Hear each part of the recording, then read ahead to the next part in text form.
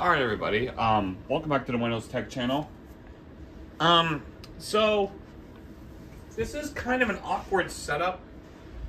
The reasoning for that being, you guys saw my last YouTube short, which was, you know, me getting ready to, do some work with this machine. You know the bottom part where my, the part of my tripod where my phone would be? Because yes, I do use an iPhone to record my content. It decided to break again. Like, I'll show you right now. So I'm having to use my iPhone stand to hold the iPhone in place while recording. So until I get a new bottom for it, this is gonna have to do. And I know it's not the best setup in the world, but that's just the way it is in life. And I do apologize about my voice. I am a little sick right now, so I just decided, well, actually no, I did gain some energy to record this video for you guys today, which I kind of actually like indirectly promised you guys, because in the last video on this machine I did, like a full-length video, I've determined that this thing actually had the original XP install, and I was able to create a recovery disk for it.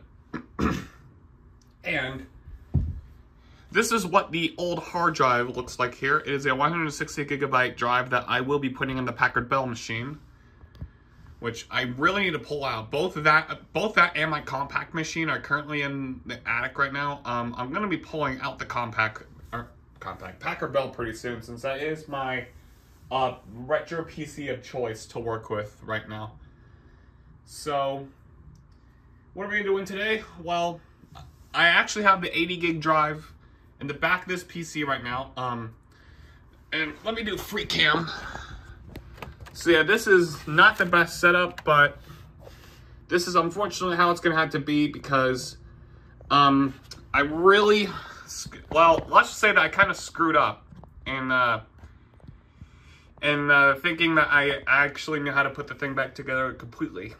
So yeah, I will definitely be trying again to put it back together, but can't guarantee anything right now. And what are we going to do? We're going to be using the DVD to restore this thing to factory settings. And I believe right now, if I remember correctly, right now this thing has the Windows 98. Oh, actually, no. I actually already tested this DVD on this drive. It actually has the install of Windows XP on here right now. Because I was testing this DVD on this machine to see if it would even work properly, and it did. Prior to that, it had the Packard Bell install, Windows 98, and it would sort of boot, but it gave the Windows protection error. So that's always great. Oh, and I also got this keyboard working too. So let's go ahead and get this show on the road. And yes, if you guys remember in the last video as well, this thing has a few flaws with it. Otherwise, it's a pretty neat machine. Oh, yeah, like I said, this thing is, like I said, I need to get a new tripod bottom for my phone. I haven't done that yet because I'm actually low on money at the moment, so yeah, if you guys recall in the last video, there are a bunch of flaws, like the LCD fan being normal and the hardware monitor found an error. And thanks to the person that actually posted what's wrong with it, unfortunately, I'm not able to do much about it right now, but believe me, I will do something about it in the future. So let me go ahead and get the DVD in there.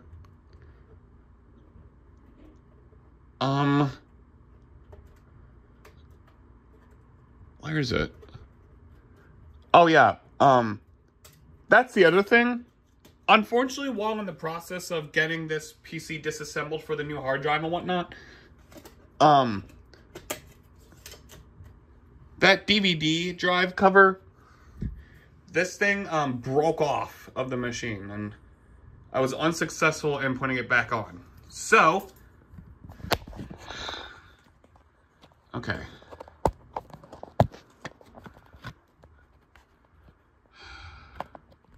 I want like the full thing to be displayed. Okay, there we go. So we're just going to let this boot off of the DVD. And I still don't know what the key is to get to the boot menu with this thing. So F1, display Intel inside. And I believe it's doing the optical drive seek test.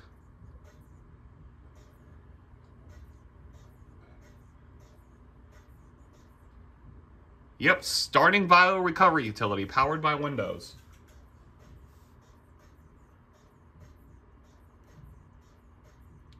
And yes, it's in that font because this is a Japanese recovery disk. I do hope to be able to reverse engineer it and make this English, because I do not speak Japanese.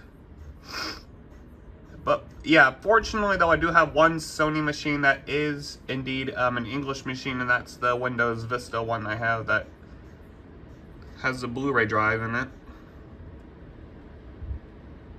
And we actually covered that machine too.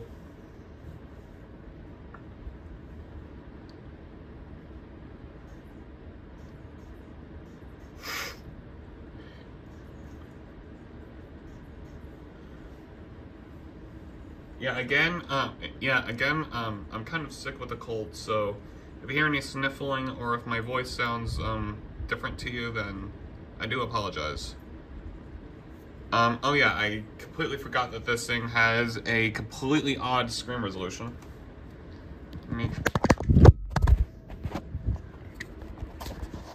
Yeah, you guys are definitely going to be seeing, like, parts of my studio in here, because well, yeah, the thing's broken and there's not much I can do about it at the moment. Okay, so I believe I'm finishing his boot procedure here, and I can't read Japanese, so I do not know what any of it says, but I've done enough recoveries to know that this is the welcome screen here.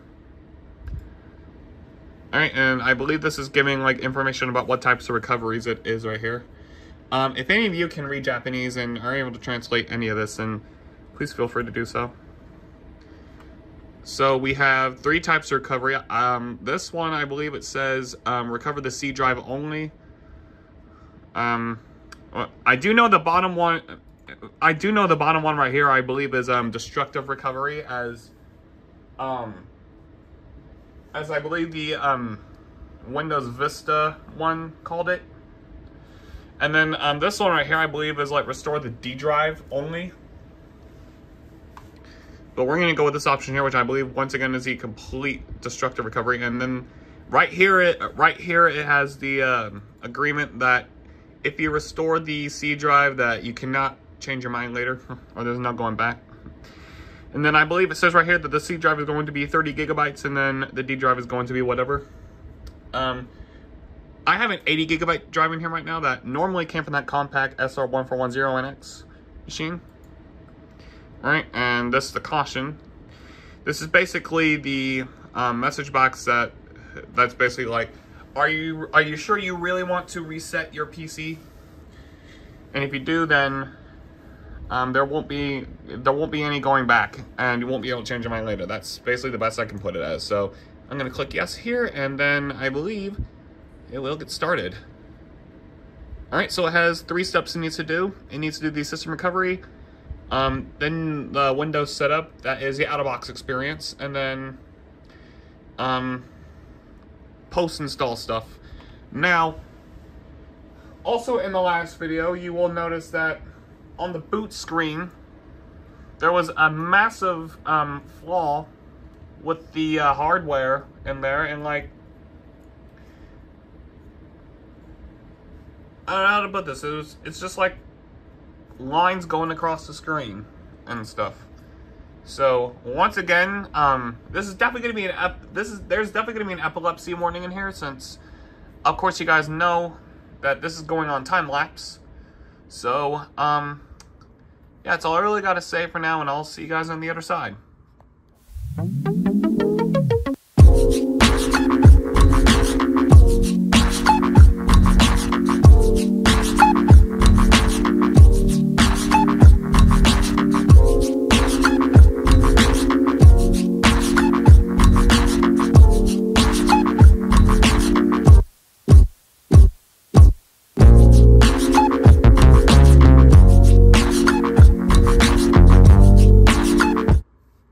Alright, after what seemed like a while, it's now telling us to restart the PC, so that's exactly what we're gonna do. And you can see 29 minutes have passed since the recovery started, so yeah, I just pressed F1 to bypass all that. And yes, it is going to boot off of the recovery partition once again, and just like any normal install Windows XP, if you needed to install like any RAID drivers, it had you press F6 on that thing. We're back at the recovery screen here, and it will ask for the DVD. How I know this? Press OK here. It won't do anything until the DVD is put back in.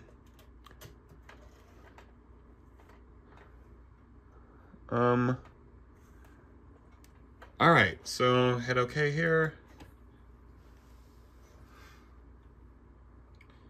And we once again just play the waiting game.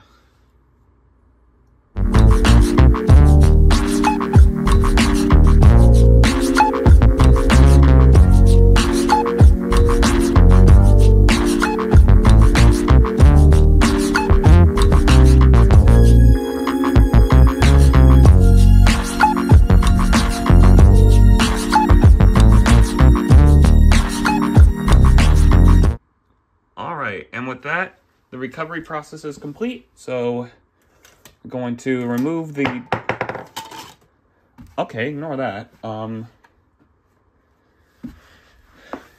gonna remove the DVD and just hit OK to restart.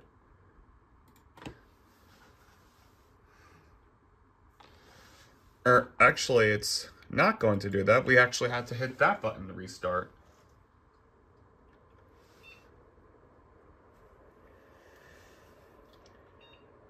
Press F1 here.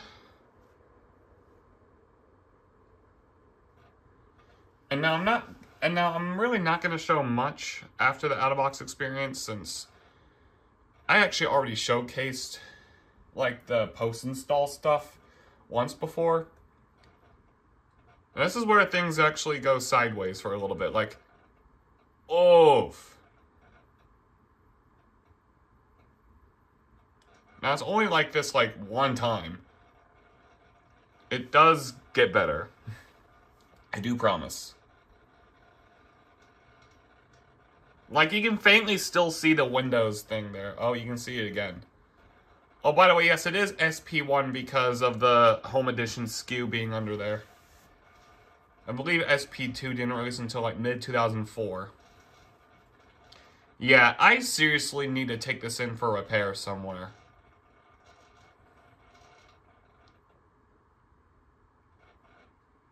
Alright, and then it's going to the out-of-box experience here. Yeah, other than that flaw, this thing works like most of the time. Or actually, not most of the time, like all the time. It works just fine. Just, this thing does have its hardware flaws with it.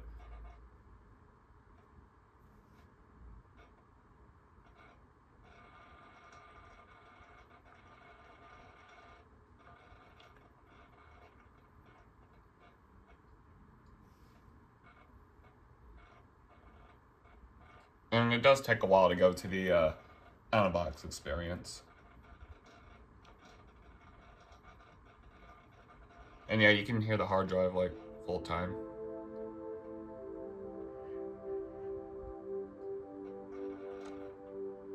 Alright.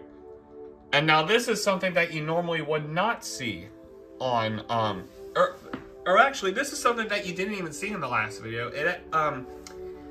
And this is actually why the, and this actually explains why the, keyboard wasn't working in the last video, because you actually had to connect, or excuse me, pair the device to your PC.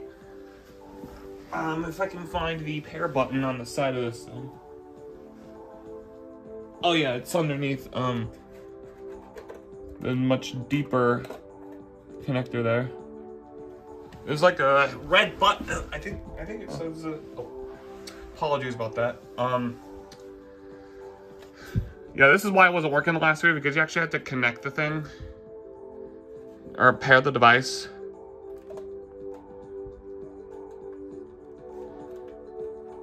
Actually, yeah, I gotta press enter here. And you gotta do the exact same thing with this thing. But in this case, it's already hooked up and good to go, so.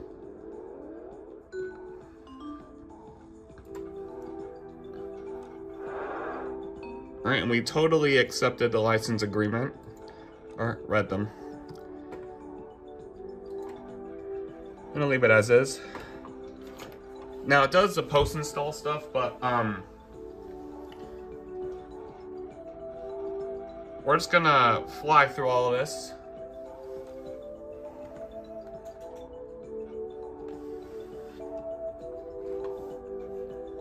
I'm just gonna leave it as it is right now. We are not going to register with Microsoft. No, I'm just going to... And this is the neat thing. We can translate this to...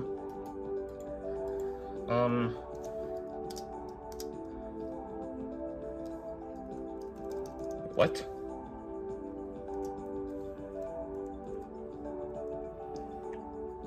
What?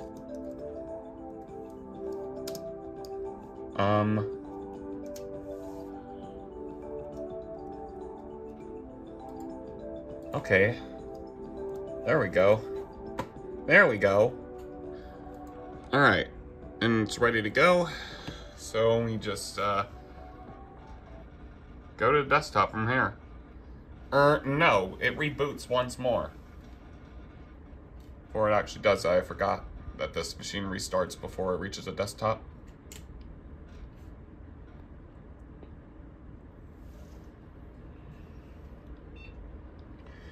And here it goes again. F1.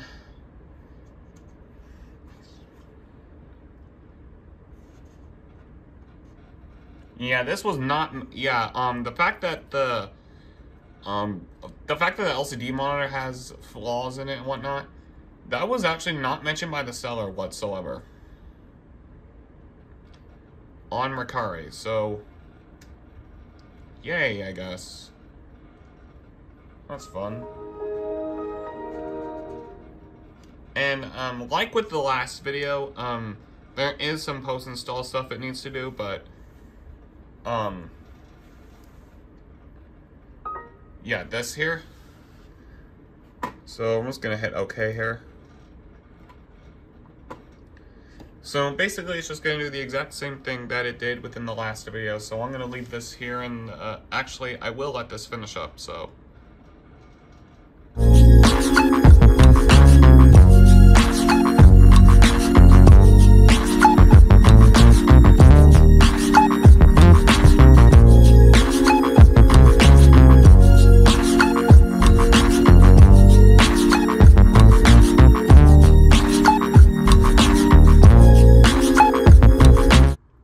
Alright, that didn't take long.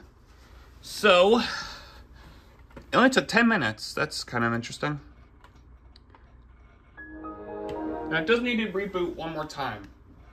So, unlike the last video, the recovery process kind of differs a little bit.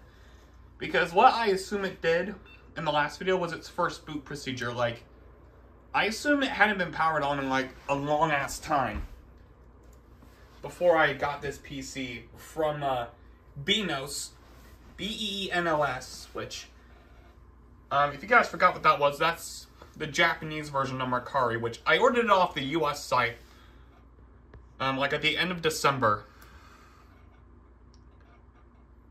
Oh, that's new.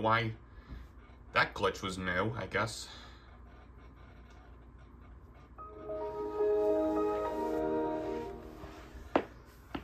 And I believe that's it. For the disc, oh. Alright, I believe we're done. Yep, that's everything installed.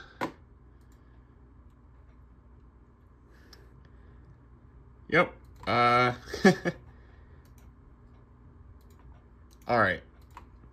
Alright, from the way the start button was a little bit off-center, like, it's very hard to tell it's, like, down here-ish. I thought that lock the taskbar was disabled by default, but, yeah, that's basically it. And if you guys want to do this on your own Vaio machines, circa 2004, such as this one here, then, the disc is on the archive. And yes, we are on Intel 82856G graphics control, and we're at the maximum display setting of 1280 by 768. And I'm gonna go with this one. Actually, you know what? Why don't we go with the previous one? I actually like it a little bit better. Anyway, that's all I got for you guys today. I know it's a quick little video, but I just wanted to showcase the recovery process of this machine, so hey, what can I do, right? Anyways, I'll see you guys soon.